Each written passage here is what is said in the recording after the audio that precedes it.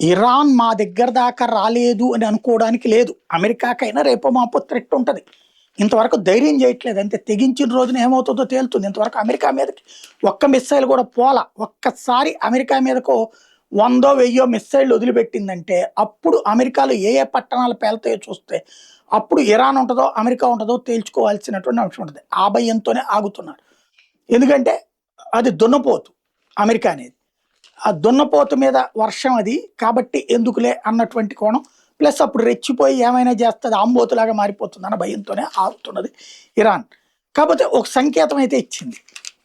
Israel పక్కన ఉన్నటువంటి జోర్డాన్లో ఉన్నటువంటి అమెరికా స్థావరాల మీద దాడి చేసినప్పుడు తాజాగా బయటపడినటువంటి అంశం ఏంటంటే 3 నుంచి 5 చనిపోయారన్నటువంటిది అమెరికా చెప్తోంది, సెంట్కామ్ చెప్తోంది. ఆ, అయితే మెడికల్ ఎవాక్యుయేషన్ ఎయిర్ క్రాఫ్ట్ 6 సార్లు తిరిగింది.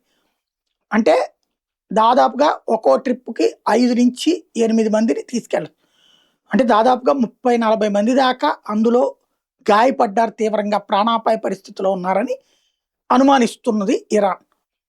ఎందుకంటే అమెరికా అధ్యక్షుడు ట్రంపే దానికి ప్రతీకార దాడులు చేస్తామని చెప్పడం, అంటే అది పెద్ద దెబ్బ తగలకపోతే అమెరికా అంత సీరియస్ అవ్వదు అన్నది అనుమానిస్తుంది.